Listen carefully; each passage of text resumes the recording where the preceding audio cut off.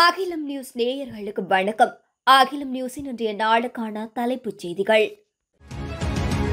அனைத்து எரிபொருள் விநியோகஸ்தர்களும் உடனடியாக எரிபொருள் ஓடர்களை பெறுவதை மீண்டும் தொடங்குமாறு அறிவிக்கப்பட்டுள்ளதாக விநியோகஸ்தர்கள் சங்கத்தின் பிரதி தவிசாளர் குசும் சந்தரநாயக்க தெரிவித்துள்ளார். இலங்கை பெட்ரோலிய கூட்டுத்தாபன தவிசாளருடன் கலந்துரையாடல் ஒன்றை நடத்த முடிவு செய்யப்பட்டுள்ளதால் இந்த தீர்மானம் எடுக்கப்பட்டுள்ளதாகவும் கூறியுள்ளார். அதற்கமைவாக நேற்றைய தினம் நடைபெற்ற ஊடகவியலாளர் சந்திப்பில் உரையாற்றிய அவர் அரசாங்கத்துடன் கலந்துரையாடல்கள் மூலம் தற்போதைய பிரச்சினைக்கு தீர்வு காண எதிர்பார்த்துள்ளதாக குறிப்பிட்டுள்ளார். சிறுபோக பருவத்தில் அதிக பரப்பளவில் பயிர் செய்கையை தொடங்குவதற்கான எதிர்பார்ப்பில் மார்ச் 15ஆம் தேதிக்கு பிறகு நெல் வயல்களுக்கு தண்ணீர் திறக்க திட்டமிடப்பட்டுள்ளதாக விவசாய மற்றும் கால்நடை பிரதி அமைச்சர் நாமல் கருணாரத்ன தெரிவித்துள்ளார். சிறுபோக பயிர் செய்கைக்காக விவசாய நிலங்களுக்கு நீர் விடுவிப்பது குறித்து விவசாயம், கால்நடை, நிலம் மற்றும் நீர்ப்பாசன விவகாரங்களுக்கான அமைச்சர்கள் ஆலோசனைக் குழுவின் கலந்துரையாடலின் போது இந்த விடயம் தெரிவிக்கப்பட்டுள்ளது. அதற்கமைவாக ஏப்ரல் மாத இறுதிக்குள் அனைத்து நெல் வயல்களும் பயிர் செய்கை மேற்கொள்ளப்படும் என பிரதி அமைச்சர் நாமல் கருணாரத்ன குறிப்பிட்டுள்ளார். பாடசாலை மாணவர்கள் மற்றும் போக்குவரத்து சபை பருவச்சீட்டை வைத்துள்ள பிரஜைகளை புறக்கணித்து செல்லும் பேருந்து சாரதிகள் தொடர்பில் போக்குவரத்து, நெடுஞ்சாலைகள், துறைமுகங்கள் மற்றும் சிவில் விமான சேவைகள் அலுவல்கள் பற்றிய அமைச்சுசார் ஆலோசனைக் குழுவில் கலந்துரையாடப்பட்டுள்ளது.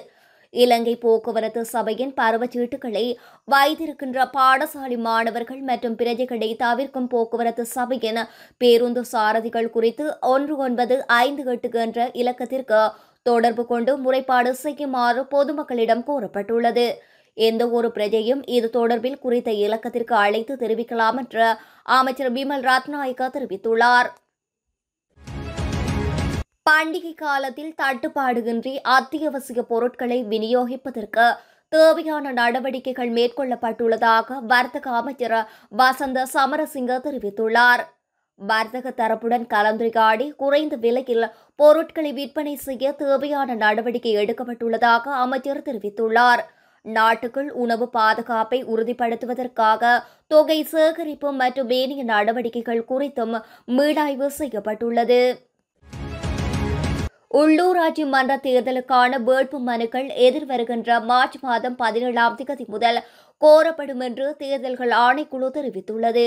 இதன்படி எதிர்வருகின்ற மார்ச் மாதம் 20ஆம் தேதி நண்பகல் 12 மணி வரை குறித்த வேட்பு மனுக்கள் ஏற்றுக்கொள்ளப்படும் என்று குறிப்பிடப்பட்டுள்ளது. ஹேட்டன்செடன் தோட்ட தொகுதியில் உள்ள வீடுகளில் நேற்று மாலை 7:30 மணியளவில் தீ விபத்து ஒன்று ஏற்பட்டுள்ளது. குறித்த தீ விபத்தில் 12 வீடுகள் முற்றாக எரிந்துள்ளதாகவும் எவருக்கும் காயம் எதுவும் ஏற்படவில்லை என்றும் ஹட்டன் காவல்துறையினர் தெரிவித்துள்ளனர். மேலும் இந்த தீ விபத்துக்கு மின் கசிவு காரணமாக இருக்கலாம் என்று காவல்துறையினர் சந்தேகம் தெரிவித்துள்ளனர். கேகாலையில் காணி தகராறு காரணமாக மூதாட்டி ஒருவரை கல்லால் அடித்து கொலை செய்த சம்பவம் ஒன்று பதிவாகியுள்ளது. உயிரிழந்தவர் கேகாலை திவுள பகுதியைச் சேர்ந்த 80 வயது மூதாட்டி என தெரிய வந்துள்ளது. கடந்த ஜனவரி மாதம் 8ஆம் தேதி இந்த தாக்குதல் இடம்பெற்றுள்ளதுடன் அதன் பின்னர் சுமார் 2 மாதங்களாக கேகாலை போதனா வைத்தியசாலையில் குறித்த மூதாட்டி சிகிச்சை பெற்று வந்துள்ளார். பின்னர் அவர் நேற்றைய தினம் காலமானதாக வைத்தியசாலை வட்டாரங்கள் தெரிவிக்கின்றன. சம்பவம் தொடர்பில் சந்தேக நபர் ஒருவர் கைது செய்யப்பட்டுள்ளதாக காவல்துறையினர் தெரிவித்துள்ளனர். இலங்கைக்கு ஜனவரி மாதத்தில் 400.7 மில்லியன் அமெரிக்க டாலர்கள் சுற்றுலா பயணிகளால் வருமானமாக கிடைத்துள்ளதாக இலங்கை மத்திய வங்கியின் தரவுகள் தெரிவிக்கின்றன. அதேவேளை கடந்த ஆண்டு இதே காலப்பகுதியில் பதிவு செய்யப்பட்ட 341.8 மில்லியன் அமெரிக்க டாலர் வருமானத்துடன் ஒப்பிடுகையில் இது 17.2% அதிகரித்துள்ளது. இந்நிலையில் பிப்ரவரி மாதம் 1ஆம் தேதி முதல் 27ஆம் தேதி வரையில் மொத்தமாக 2,32,341 சுற்றுலா பயணிகள் நாட்டிற்கு வருகை தந்துள்ளதாக இலங்கை சுற்றுலா அபிவிருத்தி அதிகார சபை தெரிவித்துள்ளது. இரவு நேர சேவை தொடருந்துகளில் காட்டு யானைகள் மோதுவதை தடுக்க விசேட தொடருந்து நேர அட்டவணையை தொடருந்து திணைக்களம் வெளியிட்டுள்ளது. அதற்கமைவாக மட்டக்களப்பு பாதையில் பாலுகஸ்வெவ முதல் கிங்குராங்கொட வரையிலும், வெலிகந்த முதல் புனானி வரையிலும், திருகோணமலை பாதையில் கல்லோயா சந்தி முதல் கந்தலாய் வரையிலும் உள்ள பகுதிகளை உள்ளடங்கும் வகையில் தொடர்ந்து நேர அட்டவணைகள் திருத்தப்பட்டு மார்ச் மாதம் 7ஆம் திகதி முதல் செயல்படுத்த திட்டமிட்டுள்ளதாக, அதே நேரத்தில் குறித்த திகதியிலிருந்து கொழும்பு கோட்டைக்கும் மட்டக்களப்புக்கும் இடையில் இயங்கும் மீனகயா இன்டர்சிட்டி இரவு நேர தபால் தொடருந்துக்கு S13 வகை பவர் செட்டை பயன்படுத்த திட்டமிடப்பட்டுள்ளதாக கூறப்படுகின்றது. வாகன இறக்குமதிக்கான அனுமதி வழங்கப்பட்டதை தொடர்ந்து அண்மையில் ஹம்பாந்தோட்டை துறைமுகத்தை வந்தடைந்த கப்பலில் உள்ள 197 வாகனங்களை விடுவிப்பதில் தாமதம் ஏற்பட்டுள்ளதாக வாகன இறக்குமதியாளர்கள் சங்கம் தெரிவித்துள்ளது. குறித்த வாகனங்களின் உற்பத்தி ஆண்டு தொடர்பாக எழுந்துள்ள பிரச்சினைகள் காரணமாக வாகனங்களை விடுவிப்பதில் தாமதம் ஏற்பட்டுள்ளதாக வாகன இறக்குமதியாளர்கள் சங்கம் தெரிவித்துள்ளது. பாடசாலை மாணவர்களை ஏற்றிச் சென்ற வேன் ஒன்று விபத்துக்குள்ளானதில் சுமார் 12 பேர் காயமடைந்துள்ளதாக குறிப்பிட்ட போலீசார் தெரிவித்துள்ளனர். குறித்த விபத்து நேற்று காலை 6 மணியளவில் குறிப்பிட்ட எரத்ன லசகந்த வளைவு பகுதியில் இடம்பெற்றுள்ளது. விபத்தில் காயமடைந்தவர்கள் எரத்ன பிராந்திய வைத்தியசாலையில் அனுமதிக்கப்பட்ட நிலையில் அவர்களில் 2 இரத்தினபுரி பொது வைத்தியசாலைக்கு மாற்றப்பட்டுள்ளனர். தீச மகாராம பிரதேசத்தில் சிறுமியிடம் தவறாக நடந்து கொண்ட போலீஸ் உத்தியோகத்தர் ஒருவர் கைது செய்யப்பட்டுள்ளார். குறித்த சம்பவமானது நேற்றைய தினம் இரவு இடம்பெற்றுள்ளதாக தெரிவிக்கப்படுகின்றது. திச மகாராம பிரதேசத்தில் உள்ள வீடொன்றில் நேற்றிரவு கடும் மோதல் நடைபெறுவதாக போலீசாருக்கு கிடைத்த தகவலின் பிரகாரம் ரோந்து நடவடிக்கையில் ஈடுபட்டிருந்த போலீஸ் குழு ஒன்று அங்கு சென்றுள்ளது. ரோந்து நடவடிக்கை குழுவின் பிரதானியான போலீஸ் அதிகாரி ஒருவர் சம்பவம் தொடர்பில் அந்த வீட்டு சிறுமி ஒருவரிடம் தனியாக விசாரணை மேற்கொண்டுள்ளார்.